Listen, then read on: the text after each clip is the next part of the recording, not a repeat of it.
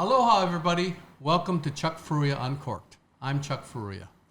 Joining us today is my son, Kale, who is the creator, the visionary, the producer, the director of this whole thing. It was his idea. This is his story. This is his... The mastermind. Exactly. He's the mastermind behind all these things. Well, I mean, it's just like it's during these times, I think it's, we have extra time, so to put it into something productive and that we all care about, and on a platform that can reach many people, and something that is more maybe our age demographic can understand and is more tangible towards. I sent out the past couple episodes to some friends, and that was the response, is that it's easy to digest for them, and it makes it wine a little less intimidating, which I think is important, Yep. And also joining us is Ariana Tsuchiya. Hello. Hi. Ariana. The Gromm. The Gromm Somm. You should coin that. That's good. I know, right? Just the new kid on the block. So Ariana, pre-pandemic, was working at the Royal Hawaiian Hotel and very involved with beverage there. Prior to that, she was at Alan Wong's restaurant, the iconic Alan Wong's restaurant, as a sommelier. She's going through the whole Master Sommelier classes and courses and et cetera, and really studying hard down that path. In addition to that, I just feel that she's one of these young professionals where, her insights and all the research she's doing and all the people she's talking to and all the wine she's tasting, she's really finding her zone. And I thought, everything's snowballing for her right now. And I thought it would be a really good opportunity for you, the viewers, to hear something from a young, fresh mind instead of an old fogey. You're really relatable. Yeah, That's exactly. Why, yeah. And she's roughly the same age as Cully. So I thought it would be a podcast that we could talk about the enjoyment of wine, which is our goal, but from a different perspective. So let's turn it over to Ariana, and let's just dive into it. So the first thing I want to say to you, Ariana, is where did your interest in wines, come from? Well, first, I'd like to definitely thank you guys. Those are really nice compliments. But something I would like to emphasize is that if I can get interested in wine and if I can learn about wine, then honestly, anyone can do it. That's good. Mm-hmm. Several That's my years. line. She stole my line, man. I've been saying I that for don't all know. these I'm years. pretty sure I have it trademarked somewhere. Somm Gromm. Somm Gromm. But back in the day before I was, actually studying, I think I told you guys this story, but I was going on a cruise and they told me... This is when you were still in college. This is when I was still in college and I didn't know anything about wine, but the cruise told me you're allowed one bottle of wine on the cruise. And so I went to your local Safeway or Trader Joe's or something, and I found the one bottle that had the highest ABV, which is alcohol by volume content. So I was just looking for wines that, you're going to sip and guzzle and guzzle and guzzle. And you get your money's worth. You get your money's worth, yeah. But what's funny is that where my real interest came from was actually, I did a study abroad in Italy, and it wasn't just about wine as one facet. It was kind of the idea that the culture with wine and being in Europe in general is that they're not about to-go culture.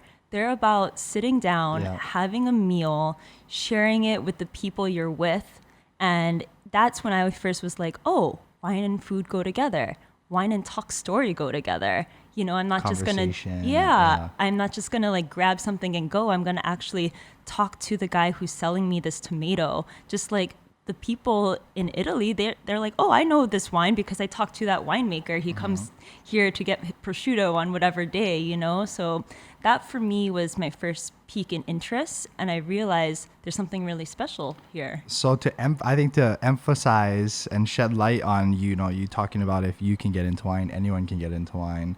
You've told us the story about the cruise again, but just tell us what that first wine was. So back in the day, barefoot all the way. I believe it was a barefoot Shiraz. I'm not going to poo-poo it because to each their own, but honestly, it was a matter of that looks nice right there on the bottom shelf. Biggest bottle. Biggest bottle I can lift and let's go. But, So ABV Alcohol by volume. So it was It's a buzzword.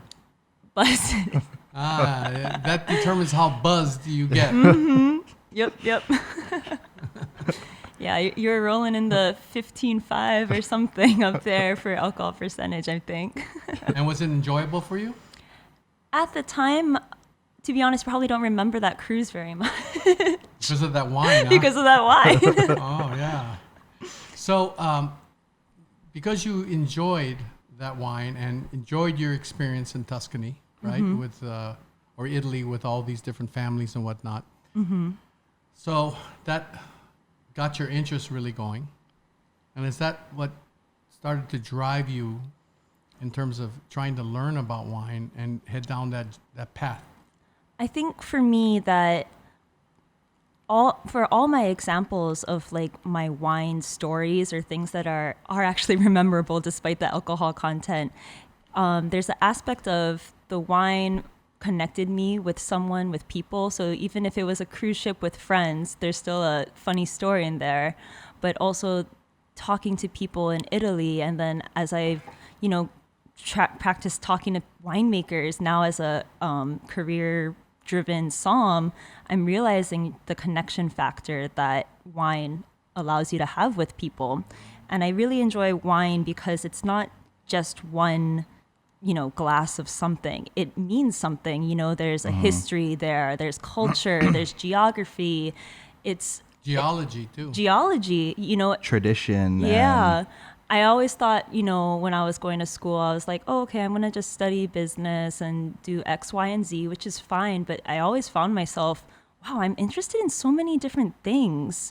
And I feel like wine actually encapsulates so many different regions of study that you can actually get curious about. So that was my real hey, this can be a career, And so on the career opportunities, from there, what happened? I mean, so I was working back in Miami. I quit my 9-to-5 job. I was basically doing accounting, and I wanted to be a somm. So I was studying on my own wine, and I really was like, this is something I want to do, and I just need to commit. I'm just reading books on my own, but I want to be a somm. What does that mean even, right? So I packed up my stuff. I moved back to Hawaii, and I took a job, or actually I had a job interview for Alan Wong's as a bar back. And that was an interesting story to tell my family that after my college education and all my, work history, whatever, okay, guys, going to be a bar back now.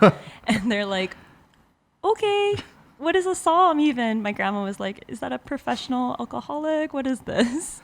But I really wanted to do it, and I explained that I think this is something I'm passionate about. So I had a 2-hour-long interview with Mark Shishido, who's the wine director of Alan Wong's. And it was the most intense interview I've ever had in my life. And looking back, there was definitely a gravity to the situation, but I think it was also self-imposed because I wanted it so much too. Like this is why there? So I was doing all that dorky research stuff when I was first thinking about moving home, and Mark Shishido, no offense to Chuck Furuya, was out there too. His name was around. But I definitely saw Mark Shishido's name, and I specifically remember an article where they interviewed him, and they were asking him about food and wine pairings and his thoughts, and he seemed very methodical. And it was funny because the interviewer asked Mark Shishido, what's one of your favorite pairings? And he said Riesling with fish. And I didn't know what Riesling and fish meant. I don't know why that worked or why anything. But then I went to my interview with Mark as a barback, and he asked me as one of my interview questions, what kinds of wines do you think I like? And I said, I don't know, but I heard that you like Riesling and fish. and So you sold them. Well, I think he was just like, are you reading about me? But yeah, I mean, I ended up working there polishing glasses, so I guess it worked out okay. So how long did you work there? So I worked there a little over 3 years, yeah. And I was a bar back, and Mark told me, you're probably not going to open a bottle of wine for at least a year. You're probably going to just polish glasses. And I was like, that's fine with me. I'll And that's take what it. you did. I polished glasses for a little under a year, but I did get my, I flew up to Vegas for my intro Somm certification within that year, just because I kind of wanted to show like, I'm in it. Like, I think there's a lot of like, oh, I want to be a Somm type people, which is fine if you want to just learn about wine. But I also wanted to prove like I'm in it for the long haul too. That's why I wanted to take my intro Somm certification. And so how long did you polish glasses? Little under a year, including scrubbing some floors, but that builds character. So. And so what did you get from all that? What did you learn? I mean, polishing glasses for 9-10 months straight every day when you go to work. What did you learn from that? I think, first of all, it wasn't just me polishing the glasses. I think the most important thing is that Mark would polish the glasses with me. And he was always willing to do anything he told me to do, he was always willing to do it himself. And that's something I've taken post experience at Alan Wong's, because when I look at, growing my team and potentially my leadership style, I would never want to be above taking out the trash. And that's something that I look for in people, and that's what I look for in mentors as well. So for me, Mark Shishido is very, very calm, cool, collected. And when I was polishing glasses with him, I definitely also learned that you can analyze the floor, you can be the fly on the wall, and just take in everything. It doesn't have to always be, I'm the Somm, I want to talk. Because that's not what a real Somm is about. The real Somms, they know the jive, they know the flow of the floor, that kind of thing. They're not imposing. Yeah, exactly. They're kind of ninja. And what did you learn from Mark in terms of wines? Mark definitely has a very, very acute, specific palate, and he's very, very spot on. For me, he was really groundbreaking because he was my first introduction to true, mind-blowing food and wine pairings. For example, the Riesling and fish, which is, I feel like anyone who comes out of Alan Wong's knows that pairing because of what it means. So we had a private label Riesling made by Gunderloch, and it's paired with the ginger scallion crested onaga, which has a miso sesame vinaigrette and a local sweet corn. So most people, I think, are like, sweet wine? I know that I got that from a couple customers, and probably myself in the beginning is like, what, I'm gonna have a sweet wine with this third They're course turned off by right that. here? Yeah. Like, why? Yeah. But when you have it, you realize nothing else would have worked. That sweet corn and that savoriness, the salinity from the miso zest, but also the sweetness at the same time, that wine is in harmony with it. And you can't have, if anything else would have made it too bitter, I think. And that wine just went really, really seamlessly with it. Okay, so you are a bar back, so that means also helping bartenders and helping them. And so you're exposed to beers, which Alan Wong's does a lot of, and they do sake, and they do all these creative mixology-oriented drinks, right? So with all that stuff also being, you're exposed to, and Mark, having been a bartender for so long, Yeah. and his expertise is bartending actually. Why wine then? Why of all those facets? Why focus mainly on wine? I think for me, the wine pairings, even if you come in there, the great thing about dining at Alan Wong, specifically with Mark, is you may come in there and you may be from whatever neck of the woods you are, and you think that you're going to come in and order your either green bottle or your old fashioned or whatever. And those options are available. Green bottle meaning Heineken. Yeah, like you just want like, I always drink my Coors Light or something, Something familiar. Yeah. So, but Mark is very, very humble and smart about just the right moment to give someone an insight into what wine can do. He'll see someone and their interest is piqued, but maybe they don't want to take the full dive. And then that's when he pours, I notice you have the ginger crested onaga. Just a little taste on the house of the Riesling. And that's when people are like, I can't go back to the green bottle or the old fashioned or whatever I was having before, because this is Works so well, This is yeah. paired together for a reason. Yeah, so I think that wine offers definitely that aspect of food and wine pairing. Like nothing is going to really sing as like food and wine pairing that's really blowing your mind, but also just where the wine is coming from. And not that beer and spirits and things like that can't have it too, but when you think about the history and culture of where wine comes from and how it really has transcended all this time to get to where the bottle is now, it's amazing. So can you give us an example of an aha wine for you? Yeah. So for me, one of my aha wine moments was specifically with Bruce Nyers and Barbara Nyers, who are both glorious humans for the first part, but also they're very, very well known in the wine and food industry. Bruce Nyers used to work with both Joseph Phelps, and then he was at Kermit Lynch. And Barbara was actually the right-hand woman for Alice Waters.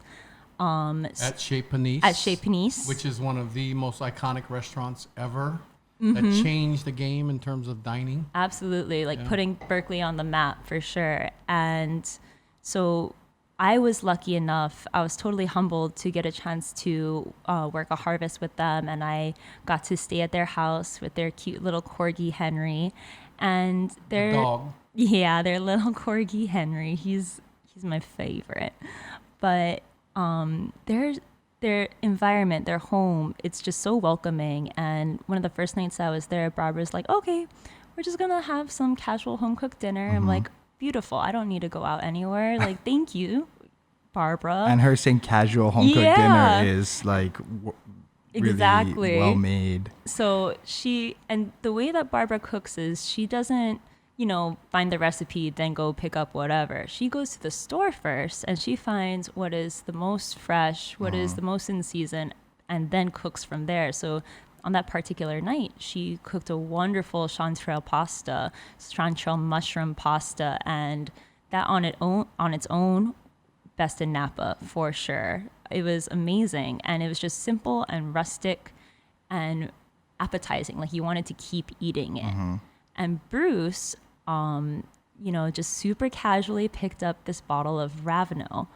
Ravenel is a very, very, very iconic producer for Chardonnay from the Chablis region in France.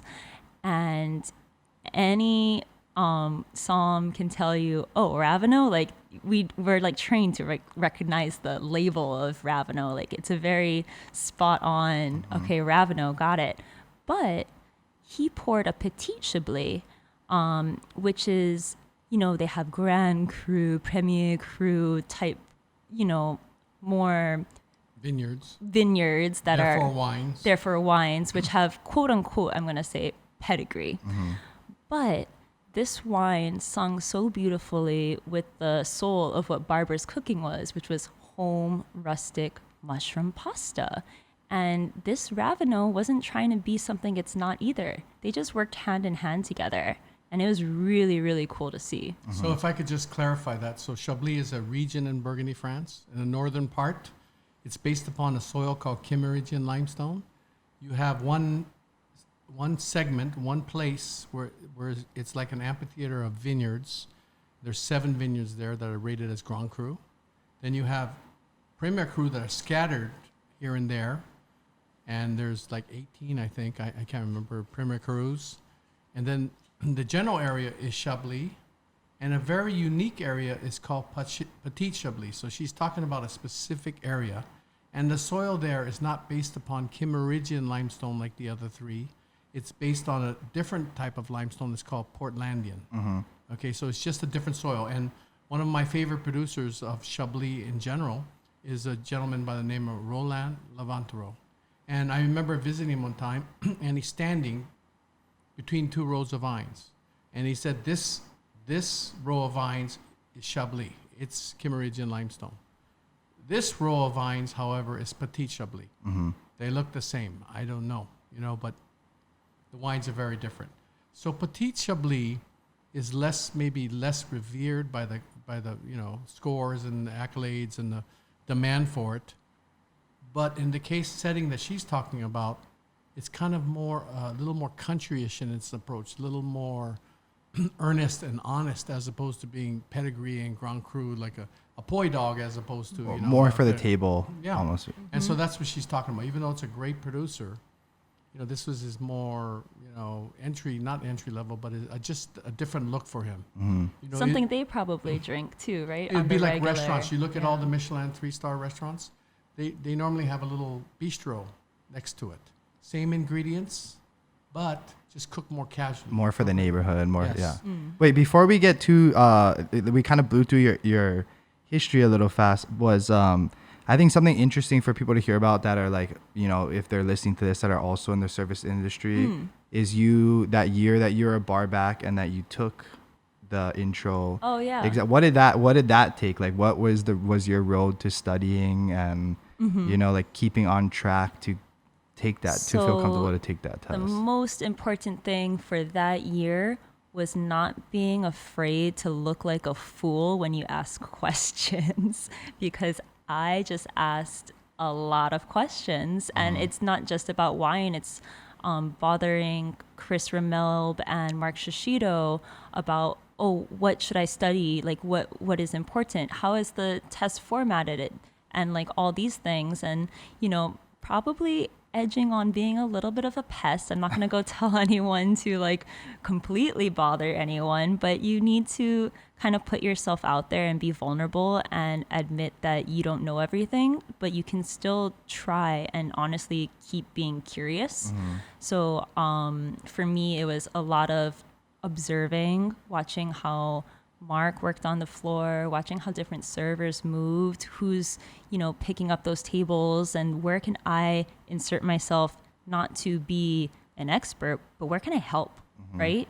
What types of questions are the guests asking that I should learn as a bar back so that I can answer them myself, so that I don't have to bug a server or bug Mark all the time. Things like knowing your wines by the glass, and more than that was knowing your favorite too, something that you can suggest. Exactly. And Mark was always really gracious with being patient, and hey, let me say my opinion, but don't take it, like I'm the expert. But Mark was always like, no, just tell them your honest opinion. And nobody's looking at you like they want you to know every fact in the world. They don't want you to list all the crews of blah, blah, blah, blah, blah. And I think that's what really made me realize being a somm isn't about just the facts. It's important to know the facts, but it's about how you move through service. So, but like, and then you would study on the side? Yeah. So the materials that I use, besides firsthand accounts of just asking anybody and everybody, I used a lot of books and Gromm Somm, which was a website that you can subscribe to, and it's made by Jeff Kruth, who's a master somm himself. So the articles are really, really helpful. They got a great podcast too. Yeah. Gromm Somm creates some really, really informative material. But actually, looking back, because there's a lot of books out there, one of the first books I picked up was actually Wine for Dummies. I'm not joking. And I know that maybe I shouldn't be saying that as a somm, but this is coming from a girl who literally couldn't tell you the difference between Cabernet Sauvignon and Merlot. Like, I knew they were wines. I didn't even realize the extent to which they were grapes and where they were from. So Wine for Dummies, no shame. Just went for it. Yeah. That was your intro into it, right? Yeah. I just have to jump in here and say the Gromm Somm, that is the most current information, and they work at it to make sure it's 100% accurate. Like I talked about X amount of Premier Cruise in Chablis. I don't recall, that's not something that's on the tip of my, but Gromm Somm will have it exactly. They'll have it, and all the Premier Cruise will listed in alphabetical order, et cetera, so it is a really great reference tool to use as you're studying. And you still use that while you're, Oh, are you still studying absolutely. right now? Yeah, during I'm this still studying for coronavirus? advanced. Yeah, a lot of time to study, but also a lot of time to read for pleasure too. And I think, especially for people who's just starting to get into the groove of wine and maybe intermingling that with studying, it can also be educational and fun at the same time. So something like reading Somm Journal, like a magazine, and just looking at the different books, and everyone has so many different voices as a wine author, and making sure you're finding something that you actually think is worthwhile, not reading something just for the sake of reading it, but seeing, hey, I think this author has something to say. And so what do you, like, you know, he always talks about having a methodology when you study, or what is your like, how do you study, you know, for people? So for me, I've learned that I'm a very, very visual person, and I really, really enjoy maps. And I think that comes from the tie that I can't just brute memorize facts. I need to tie them in my brain to a place and a sense of place. So for example, we're talking about Chablis.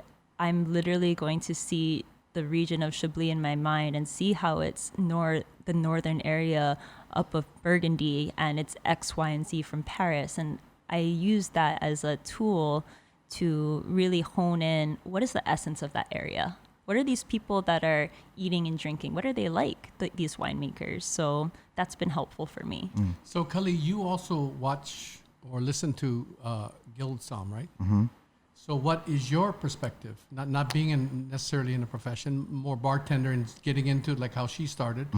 What is your impression of Gromm Somm? So that's why, I mean, I'm kind of asking for myself too, because I, like, you know, for a while I haven't really been looking at it that much lately, just because we're doing I'm editing all this stuff on the side and stuff.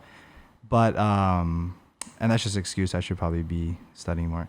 But it's just like there's so much content to siphon, or like to navigate through. Like, it's hard to filter what's important. Exactly. Too, like, where do you start? You know, so for example, like, you know, when I first got into it, I was studying Loire Valley specifically.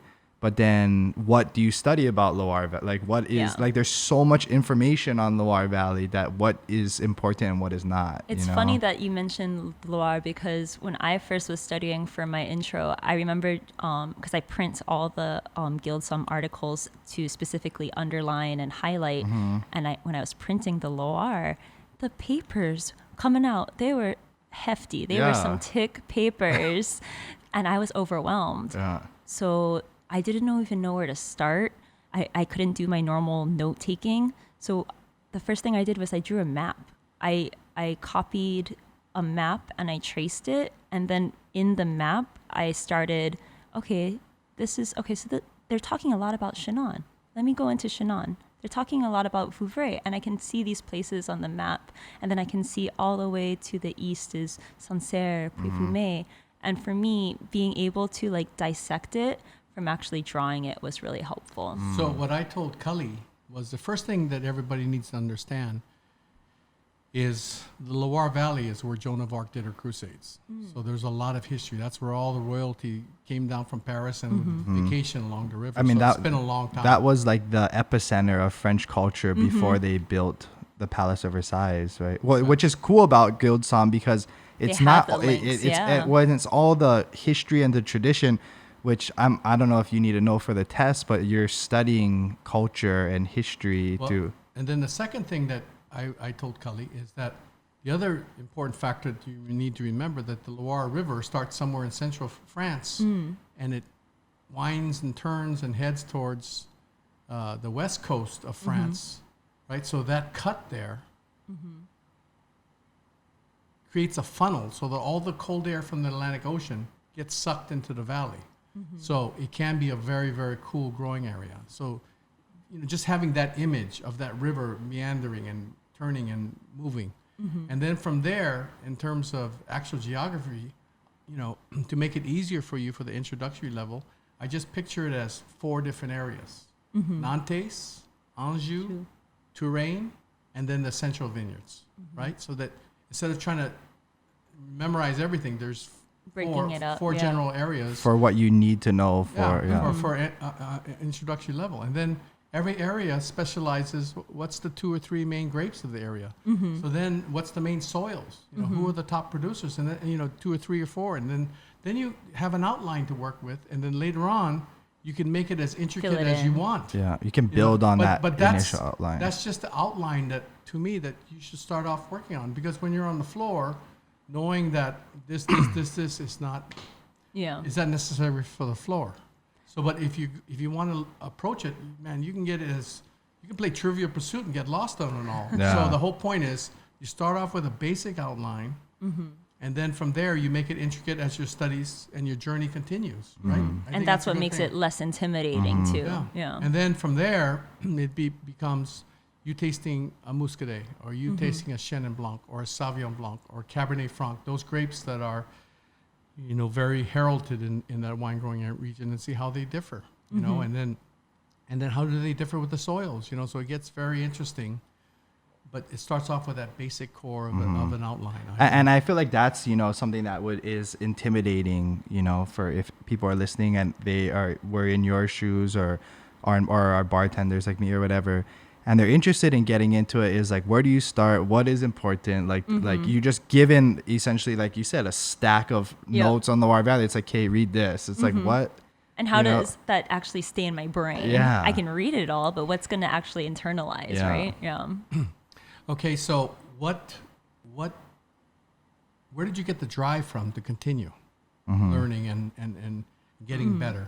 Because when I first met you to today, you're almost like two different people. I guess it's How long like ago was that? Oh, when I first started Alan Wong's was like maybe 4.5 already, almost 5. Yeah, she was, 5 years. she was this, and then now she's this.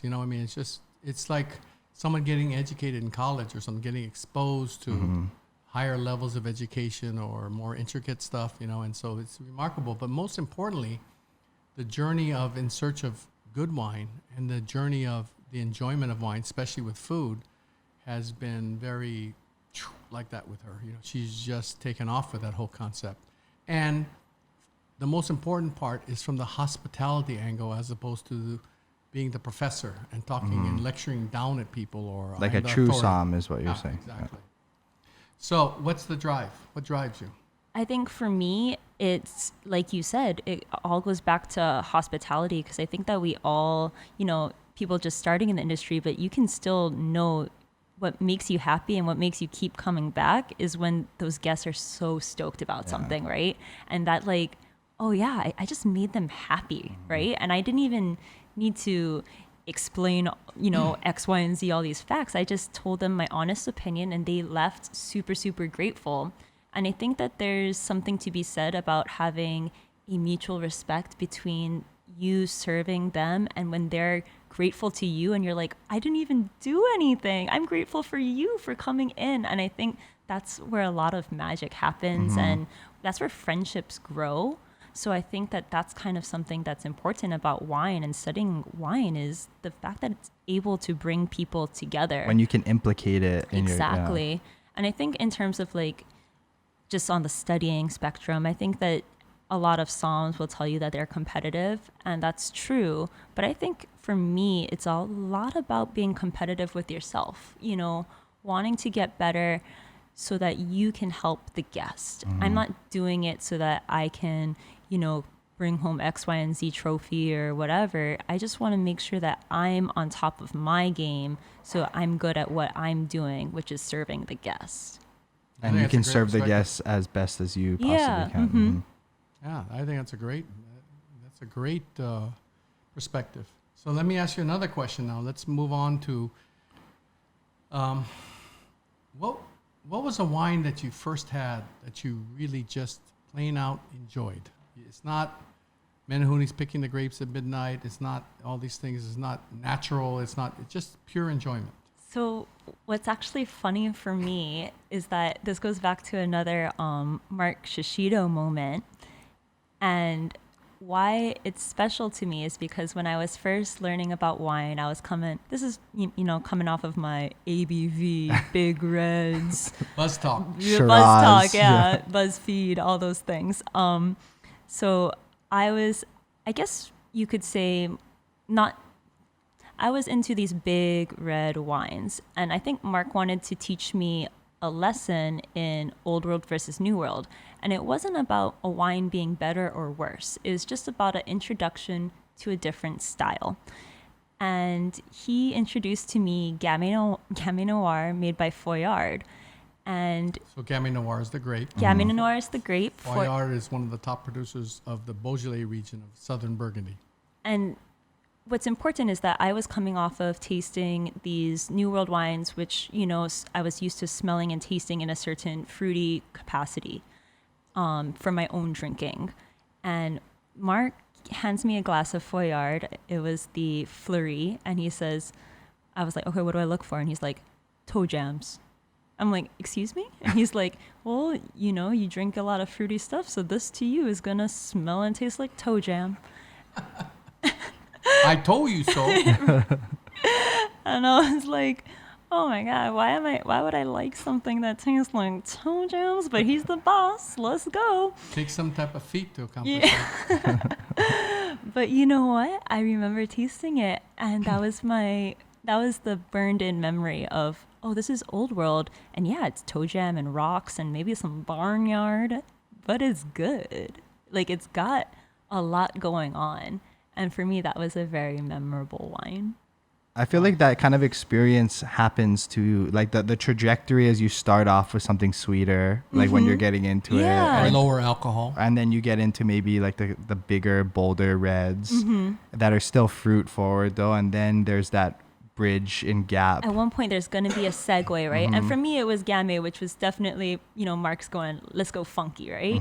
Let's do it a little bit like, if we're going to go big or go home, it has that funkiness to it. But there's also a lot of really cool Segway wines and stuff too that you can start drinking or getting interested in. I know Chuck serves a lot of stuff from the Rhone and from the Mediterranean basin, and I think those are really good Segway wines. Segway meaning what? So, I there's a lot of really great Cabernet Sauvignon producers. I think we can all agree on that.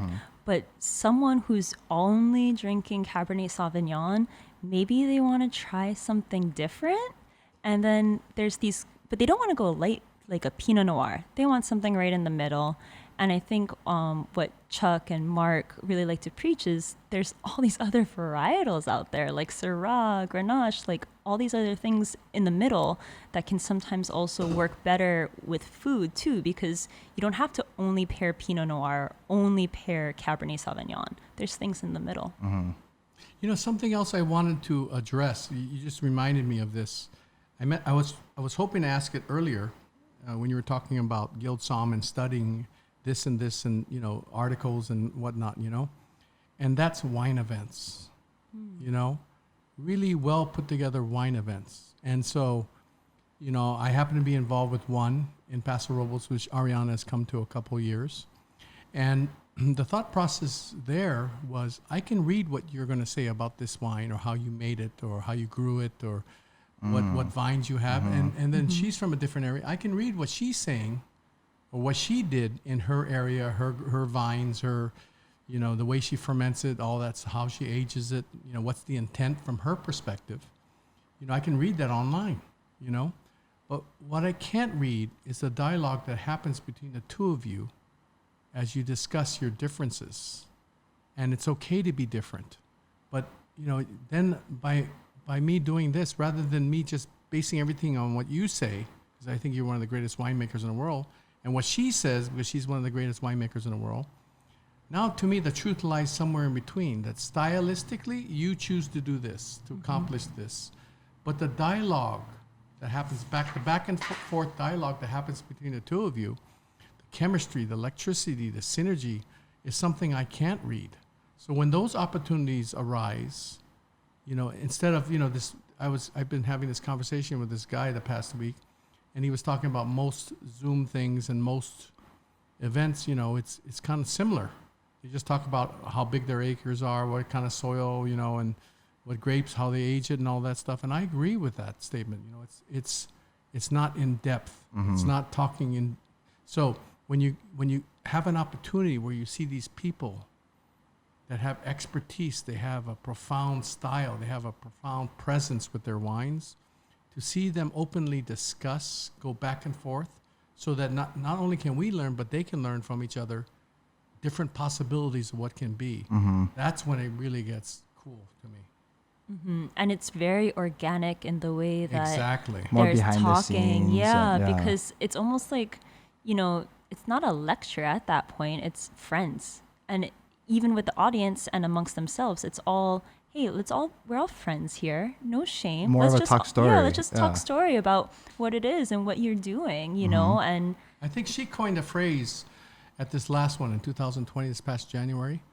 There was a guy from Priorat, Spain, who also happens to be a Master Sommelier. He was number 12 in the country, right? So he represented wines from his home country. And on the same panel as him was Stéphane Asseo, a Frenchman who was, essentially from Bordeaux. And he picked up and he came to California because of the soils, the climate, and everything. And he's, French are very confident in themselves, and whatnot.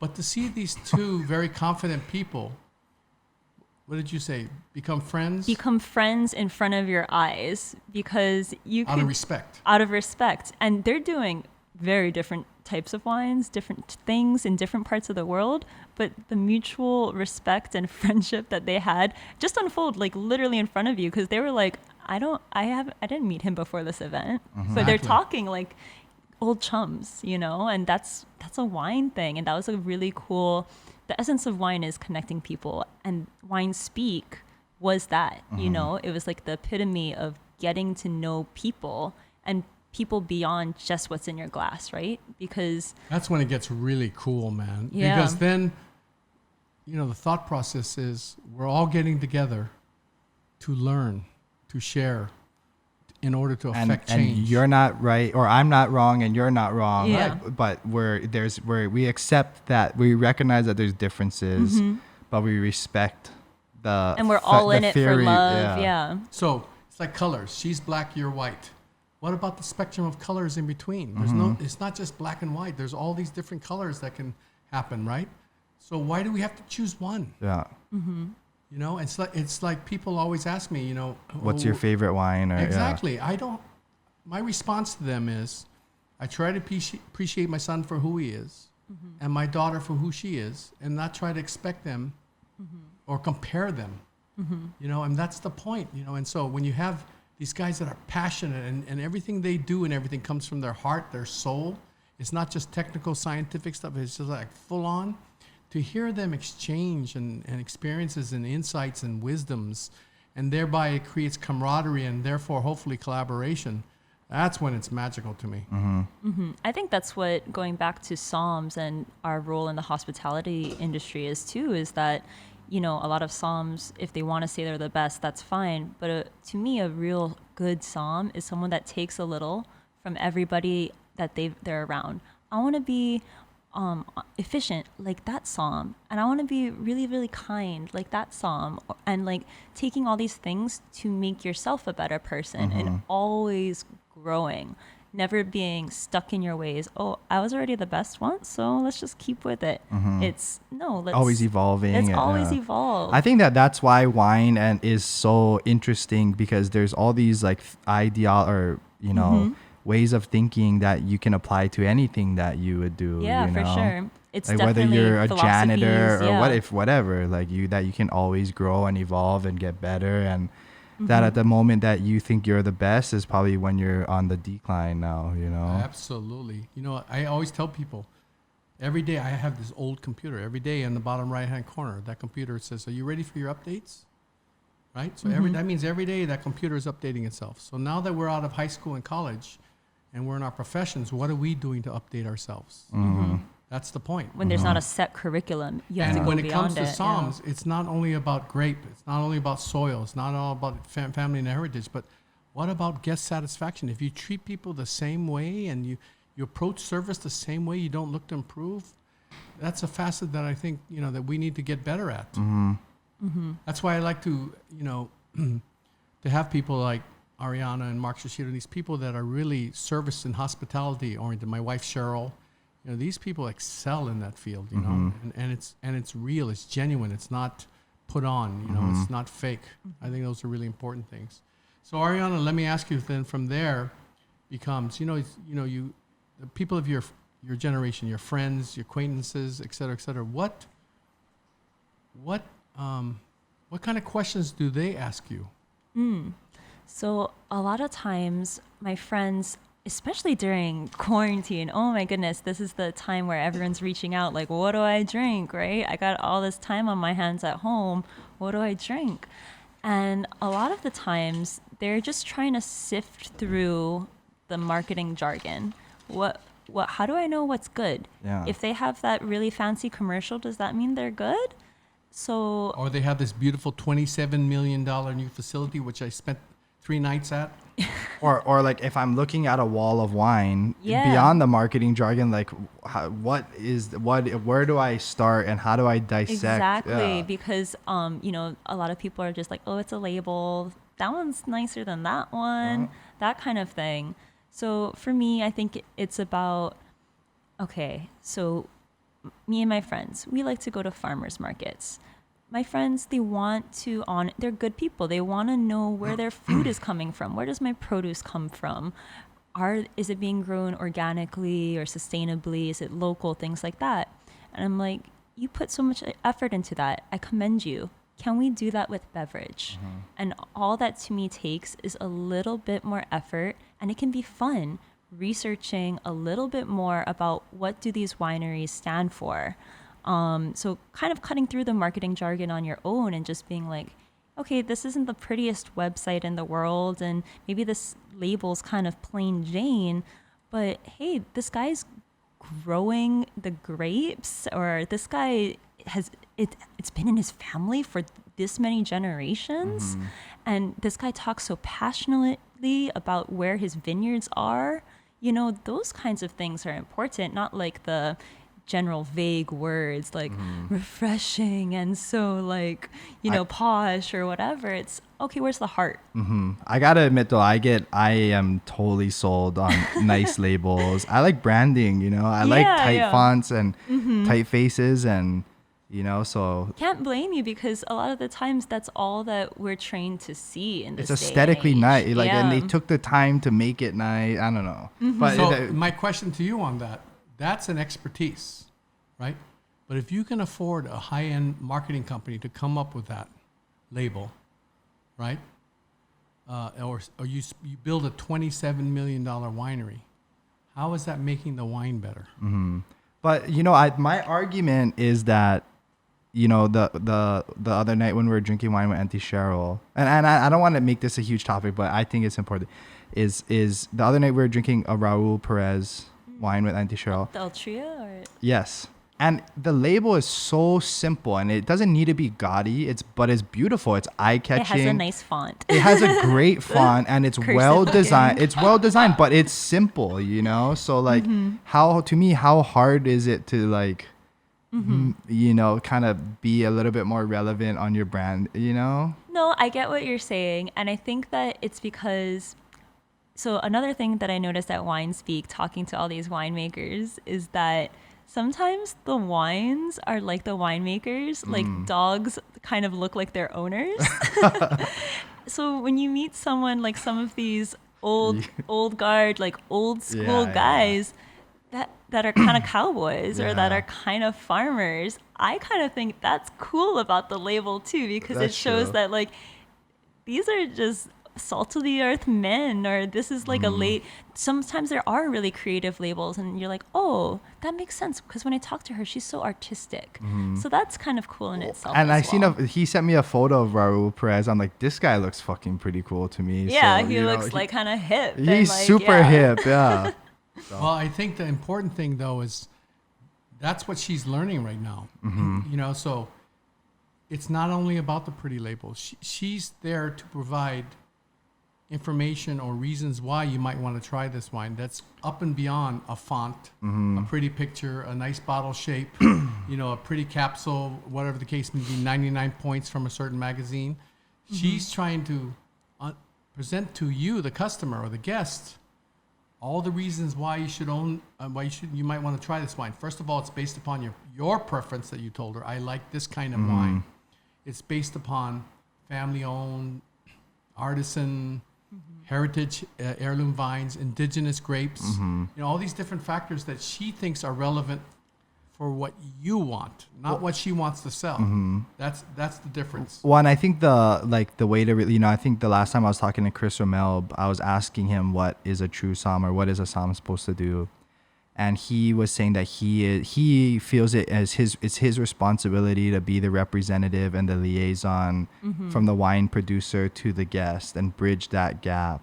Where like a chef, if you're gonna be farm to table, you're that representative of the farmer to the guest. Now, as a somm, that's your job. Exactly. Or And duty also is. not just the winemaker, but making sure the guest feels comfortable, because sometimes you're the translator for them for the wine list, because I know a lot of my friends get really intimidated looking at wine lists and just tend to order X, Y, and Z because that's what they know and they're scared Or about recognize. and they're scared about messing up pronunciation. And I'm like, Yeah. I'm still far, far, far. I can't emphasize this enough. Far from perfect on pronunciation. This is coming from, I think I told Chuck this the other day. I used to say Montrachet was Mont Ratchet because that's how I remembered it. I was reading and reading and reading, and it looks like Mont Ratchet, and that's how it stuck in my head. Dad, do you know what a ratchet is? Yeah. So it's kind of like, wine is still fun, and I definitely want to always pay homage to the name, and I'm not trying to butcher anything, but at the same time, you're never going to be good at pronouncing anything unless you try saying it a couple times. Unless it's Cheryl, because Cheryl's always really good with Her pronunciation Yeah. is ridiculous. Yeah. Yeah. we can't all have that intrinsic really good pronunciation, but I would say to guests and to people wanting to learn and sitting down at restaurants, don't be scared to ask about Like the you wine said, there's list. a vulnerability that you have to accept. You have to get over. or- Yeah. Don't just order, I always order Pinot Noir, or I only order Merlot, or I only order Pinot Grigio because that's all I know how to say. Or be a little bit more Yeah. open-minded. Yeah. Just it's okay to ask this. That's what the somm is supposed to be there for, to say, hey, it's okay if you can't pronounce that grape or whatever, but let's try it. That's all that matters. Do you like it? That kind of thing. But I think that only goes if the customer's looking for adventure. Oh, for sure. Yeah. If they want to drink this wine, no matter what you say, to me, that's cool in its own right. That's cool too. And that's what Chris was saying is, as a somm, you have to gauge where they're at. Yeah. Or where the guest is at that you're approaching and talking to. So for the viewers, from the sommelier perspective, from the wine service perspective, the one question I always ask people is, what wine do you normally drink? And so, if you could, in reverse, if you could tell the person who's serving wine, what kind of wine do you normally drink? It says whether you like white, red, rosé, sparkling. Tells you whether you like dry or sweet, full-bodied, light-bodied, Californian, French, whatever. And most importantly, it also tells what kind of price range that you feel comfortable with. So if someone's ordering, something that is $15 a bottle in the store, you're not going to recommend a $75 bottle of wine. You know what I'm saying? So I think that one question as a sommelier, the answer gives you so much information so that you can. And so to me, then I would offer them, if I don't have that wine on the wine list, I would recommend something that's close to what they're having. Let's say it's Russian River or whatever, something that's close to the style that they are used to enjoying. And then something that may go with the food, and I'll explain why. In the same kind of price range, maybe even lower. And then I'll let them know these two choices and let them choose. At least I'm offering my customer intelligent and correct choices. I'm using all the information I have, all the experience that I have of tasting all these wines to say, Mr. Jones, if you like this wine, this is the ones I'm recommending to you and why. And then get the feedback from him. That way I'm offering my expertise geared for that person. And you're letting them make their decision almost, Absolutely. instead of you imposing it. Yeah, the somm should never be the show, it should never be the ringleader of the show. You're there as a tool to help the guests. You're serving the guests. So I completely agree that your serving style also needs to change with how the guest wants to interact too, because maybe he wants to start with something he knows and then do adventurous later on, or vice versa. So you just need to be able to adapt. Okay, I'd like to now segue into, every episode, every segment, we have a little thing on tasting wine. And then after that, I want to do a little exercise on wine and food pairing, just based upon the episode we did last time, okay? So I asked Ariana, just to let you guys know, it's summer. And anyway, in Hawaii, the weather's always warm, right? And so warm weather sipping wines can be very different than cold weather sipping wines for different reasons, right? Well, it's hot outside right now. That's why we have the air conditioning on, right? Okay, and specifically, this is the month of June. And, you know, if you go to any cafe or bistro along the Mediterranean, you know, it's dotted with carafes of sweating pink wines. You know, pink meaning rosé.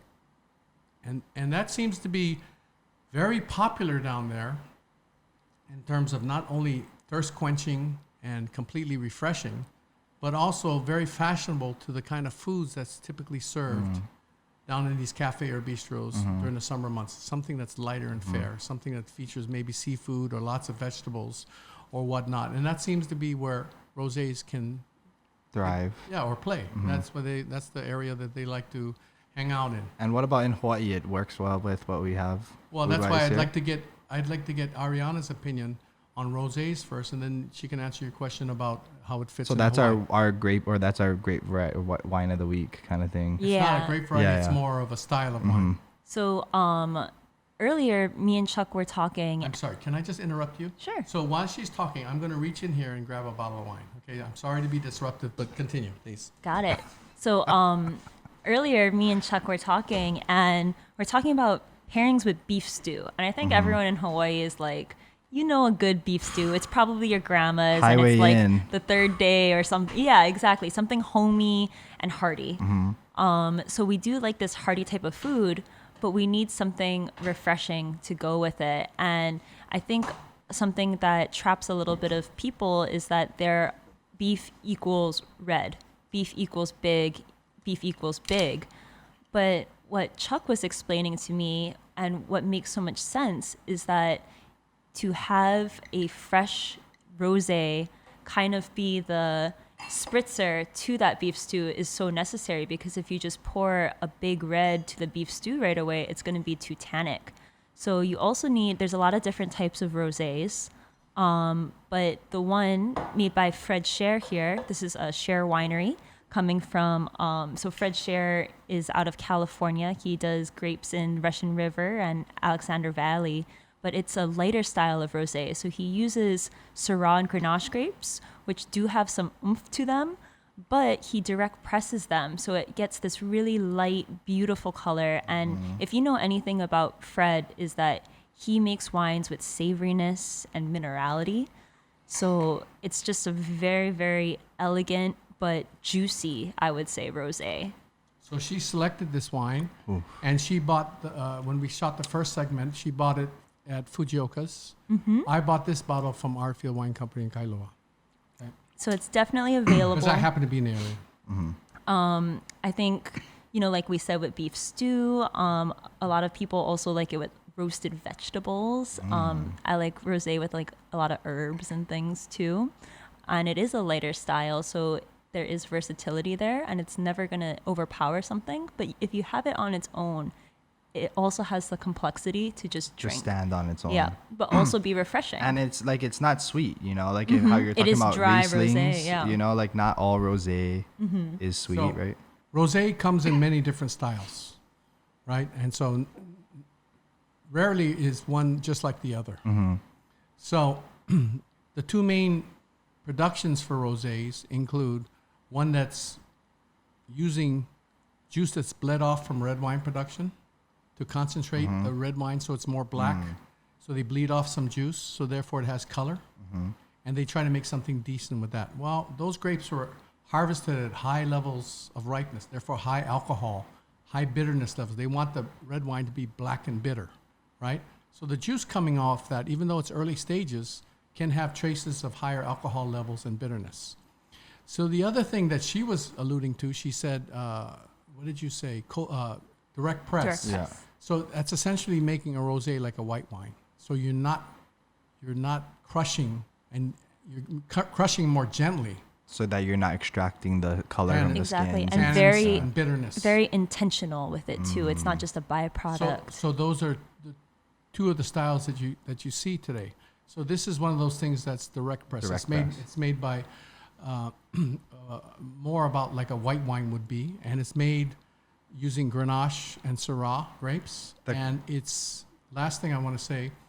Fred Scherrer is one of the most incredible winemakers, and he happens to be from his winery is located in Sebastopol, California, part of the Russian River. Okay, so when we say he's a one-man operation, last year, I think it was last year, he and I were talking, and he said that his total man hours for 1 year is 1,000 man hours.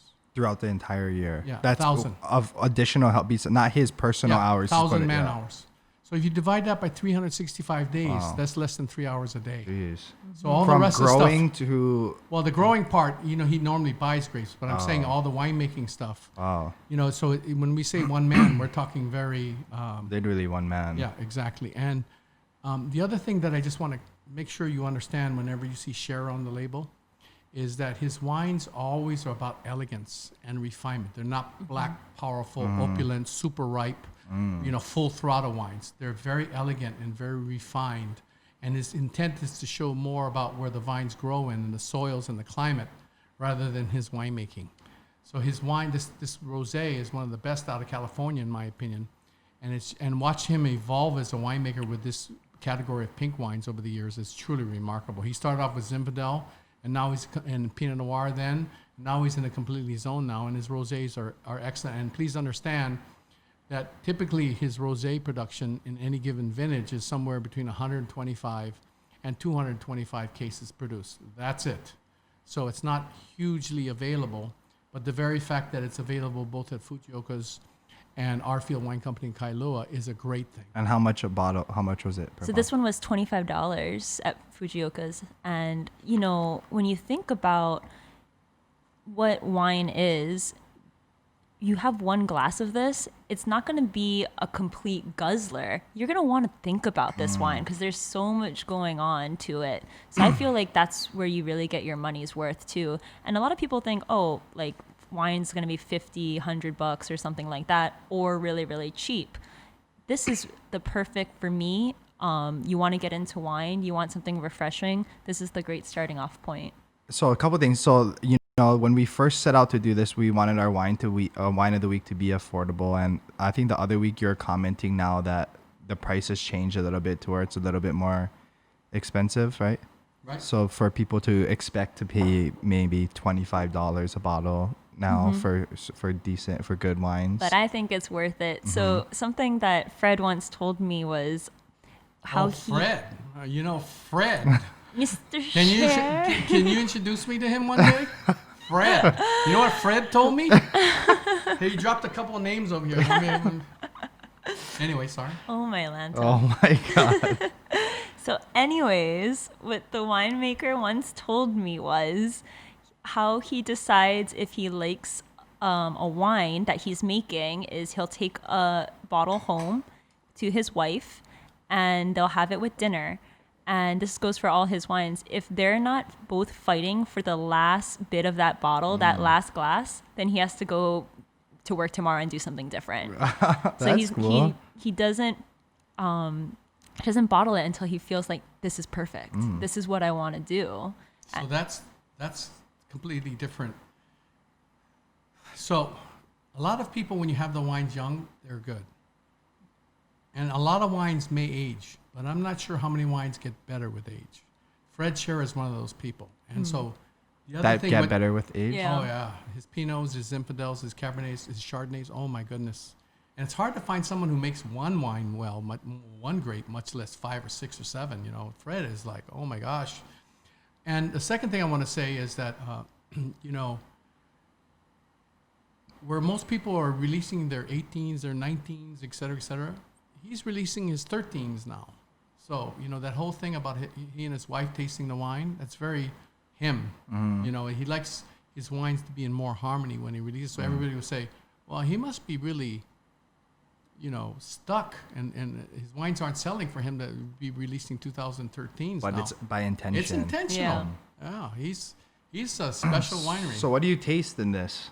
Like, why do you like this wine? If you could break it down for the viewer, I think a similar vein going through kind of what Chuck mentioned for all of Scher's wines are the savoriness and the elegance. The elegance, refinement, but also it's not too stuffy. It's something that I'm still going to want to enjoy with food at the same time because he purposefully makes them pairing friendly and he purposefully makes it scrumptious, and that's kind of where that savoriness comes from. So for me, this wine, it has just enough oomph and texture, but it's still going to lift my palate. It's not going to overwhelm it and be too heavy. So that's what I feel like. And I also think it's Chuck always uses this metaphor too, but this is the cranberry to your turkey at Thanksgiving. This is the zest and the refreshing acidity that you need to keep going back to more of that richer foods. Yeah. So I forgot to ask you earlier, but I'm going to move into wine and food shortly. But one quick last question before we take a break here. When do you look to enjoy wine? Instead of a beer, instead of a cocktail, instead of Do you whatever. even drink beer, cocktails, or anything like that?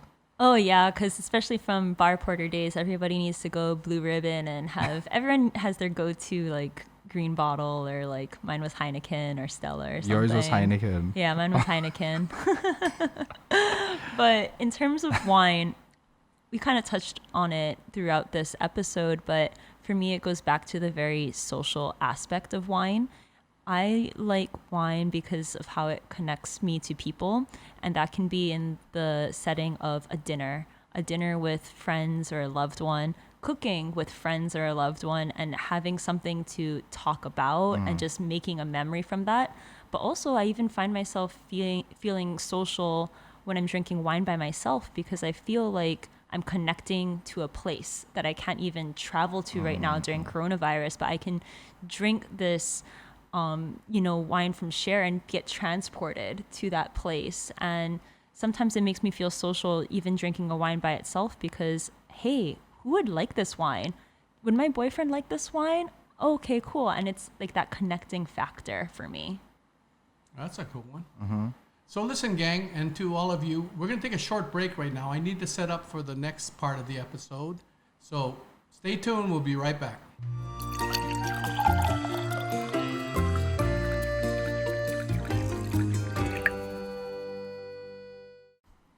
Welcome back, everybody.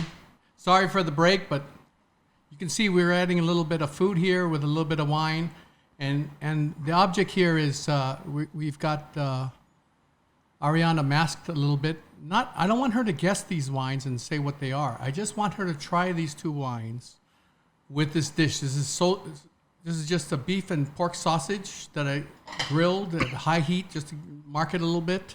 And it's just peppers that I cooked medium with some porcini mushroom, dried porcini mushroom, and what else did I throw in? Onions. That's it. And it's just a little bit of red wine, just a small touch of butter to bind it. That's it. This is the kind of food that I see in a lot of cafe or bistros or truck stops, throughout southern France and other parts of the Mediterranean. So I'm just going to ask Ariana to try the wines first. Okay, so I need wine number one. There you go. This is wine number one. Okay. Okay. And just tell me what you think about it. Whether it's dry, what light, good, what? Would you buy the wine? Is this a good wine, first of all? How much, and would you buy this? Okay, so it's dry, and it has a zestiness to it. Like it has like a lean, Super light, super lean and light. But it finishes, I don't know how to describe this finish, but it's very peculiar to me. And I'm excited to try it with the sausage. Give her a fork. Oh, I can just use my hands. That's fine. Well, you got to try it with peppers and everything. Oh, okay, wait. I'm looking at a pepper too. Is this a pepper? Yeah, I think it's a pepper. That's an onion. Oh, okay. Let me go to my pepper. That's a pepper. The pepper? Yeah. Okay.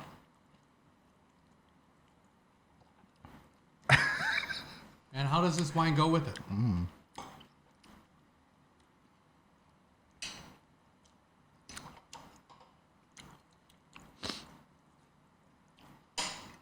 To be honest, Yeah. Always. I feel like the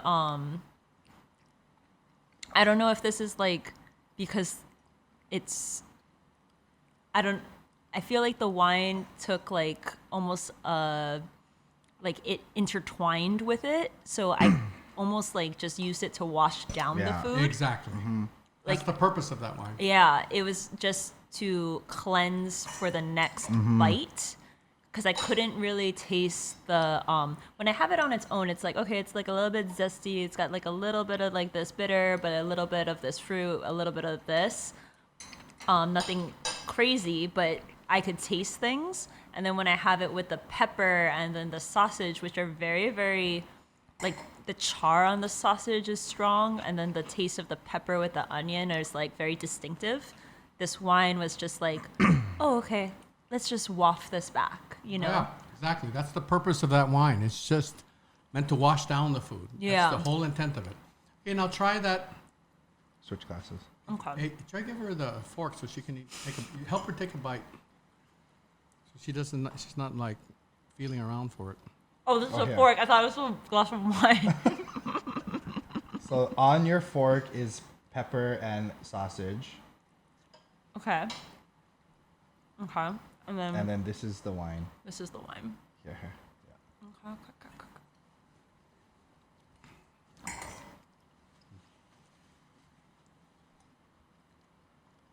Wow, this wine has a deeper texture already off the bat. Like it has like more body compared to the first. I'm getting also like a little bit more of like a, I don't know if I'm hallucinating, but it smells a little bit more floral for some reason. But I'm gonna have a sip and a bite.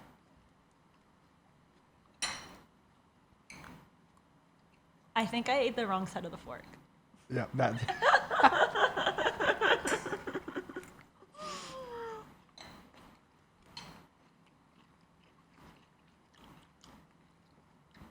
They do things differently on that side of the island.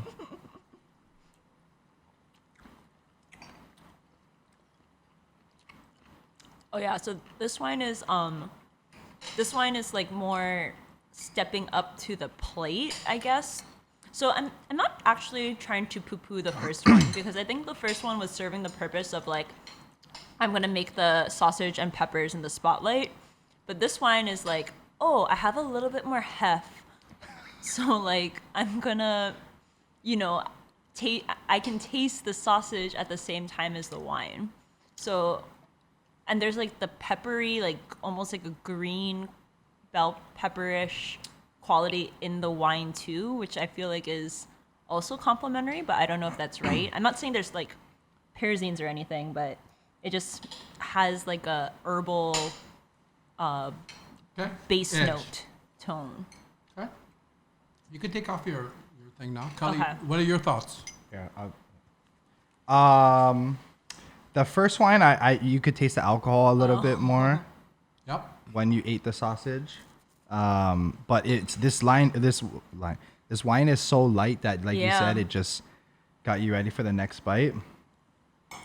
This would be more of a pairing. Yeah, this is like the hey, I'm It has here, a little bit more balls but on I'm it. Yeah. but like complimentary at the same time. Like, hey, like this is not meant to just wash away. This is like let's sit and think about like the complexities with I think it was the onion that I had. Did I have a little bit of onion on that last one too? And it's red onion. I think the red onion with the pepper and the sausage is what made, for me, the second wine actually like both almost stepped up to the plate even more. Like they're both coming together. But the aromatics are super floral. on Yeah. this, yeah. Okay. I was like, am I hallucinating? This I mean, smells floral to me. Well, to me, the rosé is more lively, fresh, invigorating, and so it's, to me, it's those cafe and bistros that just have the craft on time. It may not go perfectly with a dish, but it's meant it's there meant to wash down the food and same time refreshing and keeping yourself, alive and What is this wine? Okay, so both wines. This is the interesting thing here. And I meant to say this earlier. All the wines that we try on the episodes and talk about, we'll leave it in the description, the names and everything for. So this is a Beaujolais rosé.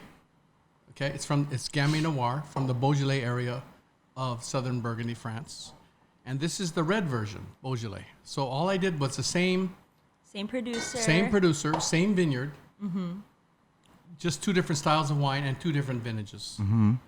So this one is left on the skins for a little bit longer. This one is not. It just creates different kinds of wines. I'm sure they come from different parts of the vineyard, and they're vinified slightly different in a couple of ways. But I just wanted to just do Beaujolais.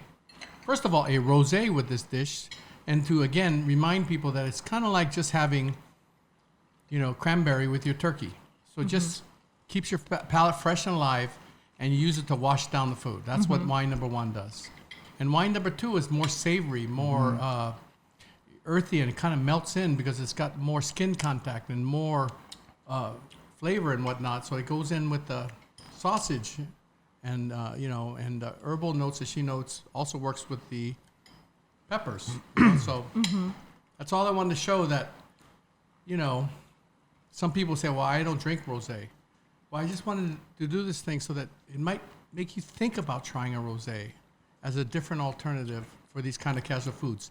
I would do this exercise with pizzas. I would do this exercise with barbecue foods. It's the same thing. With these two wines, I think it would give you a whole nother perspective in pursuit of enjoying wines. These are exercises that people can replicate at their home easily. Yeah. And no more gender roles. Rosés for boys too. I love rosé. Yeah. Honestly, truly. I knew you were like that. Yeah, I don't mind. Michael Field, he loves Beaujolais rosé. Yeah. So Domaine Dupeuble, again, they've been doing it for over 500 years. They've owned and operated. This is the one that.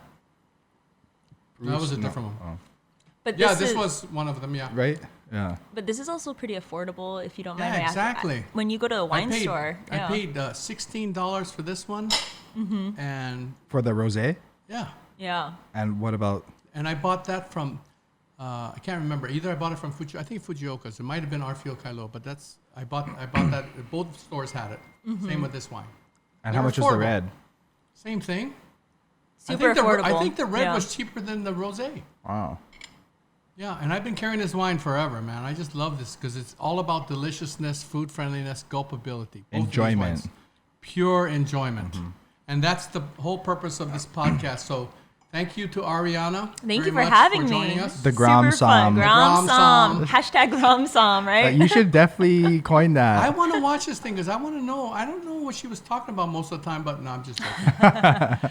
So anyway, Kelly and I would like to thank you for being on board. Thank you. Yep. To all of you, we hope you enjoyed this episode. Please join us on the next one. Again, Chuck Furuya Uncorked is just the pursuit of pure enjoyment of wine. Until next time, aloha, everybody. Aloha. Thanks, you guys.